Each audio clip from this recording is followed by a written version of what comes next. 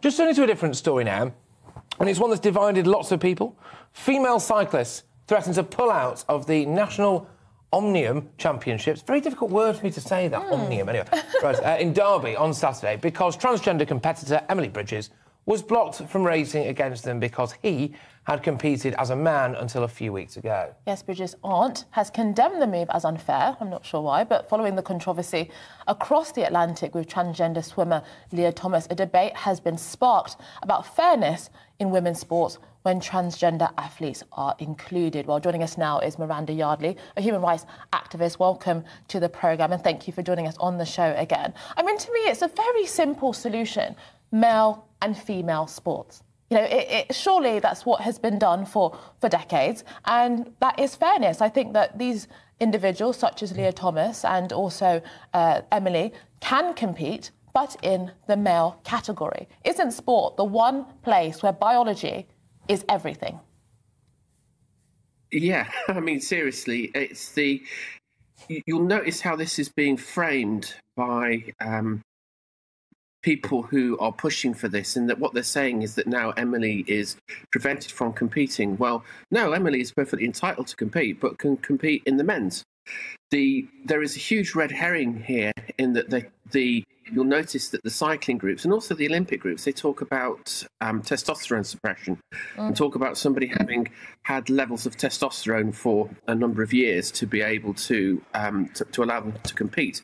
That's a complete red herring, because the advantage comes not from having testosterone, it's from having gone through the changes of a male puberty, which changes the body. It gives you longer, bigger bones, a greater literal mechanical advantage when you're playing sport, and you've got bigger lung capacity, heart capacity. Is completely unfair on women. And what's really insulting about this, of course, is we're being told now that the reason that Emily can't compete is because Emily wasn't registered as being a woman. Well, Emily is able to compete, but in the men's, where Emily has always competed. And Yeah. Oh, yeah, I mean, what can I say? You know, it's really astonishing. You know, I never thought that one would have to explain something that may well be the most obvious, observable fact of the human reality. The fact that men, on average, are bigger. You know, bigger lungs, wider shoulders, taller. There are so many facets. You don't need to be a biologist to see this. Surely, I mean, why are we now saying that you have to be a biologist to see what is right in front of you? I think that's what's called the argument from authority. It's a logical fallacy. A women's rights activist recently in America was at the Leah Thomas suing event, and somebody was arguing with her for berating Leah Thomas, and she just turned around to him and said, "I don't need to be a biologist. I don't need to be a vet to know what a dog is." I mean, you know, it's quite straightforward. There is an absolute load of science on this that shows that the advantage is sitting there with men. You know, I'm not going to say things like male-bodied people. With men, there is an advantage in sport. If your sport is involving anything that is physical or endurance, and the science is there, it's unequivocal.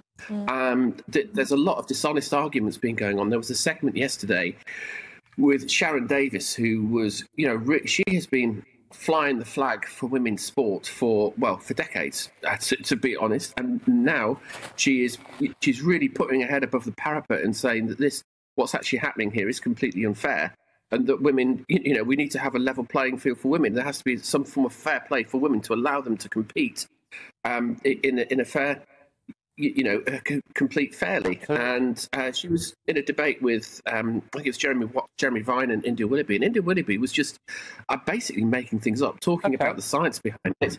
And well, just on that point, actually, it's absolutely it's on that point about science behind it. People go, well, are you a biologist? Well, no. But if I was, then I'd still have the same answer, presumably. But anyway, in terms of whether or not being transgender is about biology, or whether it's about how you feel.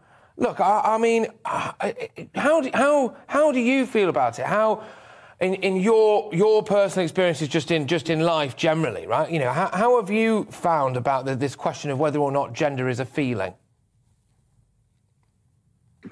Well, my obvious retort to that is what do you mean? What is gender?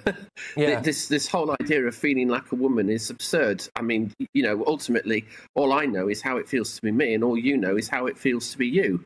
This idea that you feel like a woman, I've made some comments about that idea in the past that are probably inappropriate for a family show such as this. The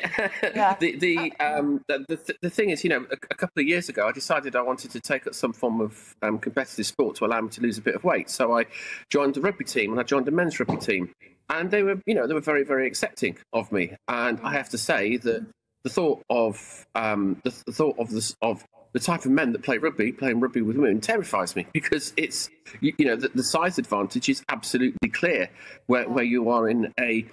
Where you're playing a contact sport, the male rugby player is, on average, going to have that much more momentum, that much more strength. It's the risk of serious injury is, is very concerning. I mean, I found out a statistic the other day that there's 10,000 men that are faster than the fastest women's 200-metre running. So It just tells you that when it comes to certain sports, the gap is just huge. But just quickly, in some other news, the government has backpedaled on the issue of conversion therapy. They were going to ban it, and then now they've said that they're going to continue to ban it, but drop the element when it comes to gender identity. And just for viewers, they were going to include a law that meant that you were not essentially allowed to counsel people on the gender that they were effectively born in, and they've dropped that element on the conversion therapy. I mean, what's your reaction to that? I mean, it's been welcomed by some, criticised by others. Well, there's no comparison really to be made between the concept of sexual orientation, which is how you're wired to be sexually attracted to a particular sex, and this whole idea of gender identity. I mean, we can't even define gender, so how can we talk about gender identity? And when you see people describing, when they talk about gender identity, you listen to them, and it's all about stereotypes. And you find that if you try and take them out of that conversation, it's like, well, define this without resorting to stereotypes or subjective feeling. Give me something material or empirical to work with. And it's just all about feeling. There's absolutely nothing behind it. The conversion therapy, I would say that conversion therapy for homosexuality, to try to turn gay people and lesbians straight, is rather more prevalent than you would think. It's not, as a lot of people have said, it's not just restricted to small churches of particular demographics. It's actually there's actually more of it around than you might think, and I think it is very, very damaging. This whole idea of this being comparable to ideas of gender identity, what you find is with people is this subjective feeling of feeling like a woman is something that progresses over quite a long period of time. So we're not comparing the one thing with the right thing. So I'm glad the government is saying it's not applying to trans, because it's just a move to get rid of gatekeeping, basically. Okay. All right, Miranda, look, thank you. It's always an absolute pleasure to have you on the show, and we'll have to have you back on very, very soon. Miranda Yardley there, of course, a human rights activist.